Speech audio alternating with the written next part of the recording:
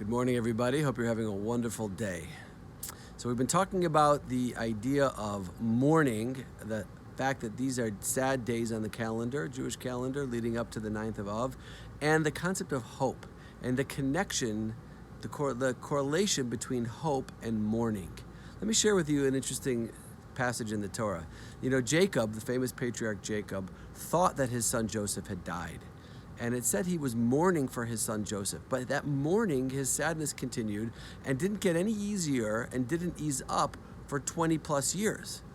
And the commentaries point out over there that that's unnatural, because normally God put into the fabric of creation and into human psychology and nature that over time, when there's a loss of a loved one, that pain eventually, gradually, slowly starts to ease up. And for Yaakov, it never went away. Why not?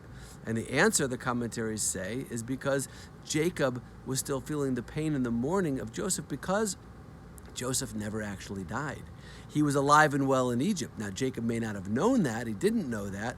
But the fact is that he was still alive. And that's why he was still feeling the intensity of that pain, because he hadn't died. And his memory was still real because he was still alive. Now, how does that relate to what we're talking about with mourning? It's a very important concept. Why is mourning so important?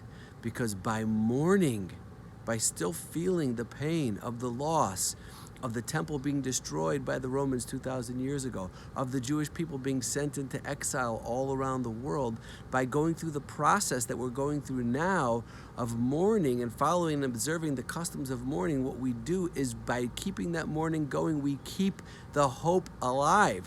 We keep the concept alive. The temple, Jerusalem, the gathering of the exiles is still a living, breathing concept in the life of a Jew that we think about all the time. And what keeps it that way is our commitment to this process that we're going through right now. So even though it might seem like, come on, get over it, let bygones be bygones, that was 2,000 years ago, you're still mourning over your loss of your temple, it's so important and so critical to focus on that during that time, because that mourning is what keeps the very hope alive.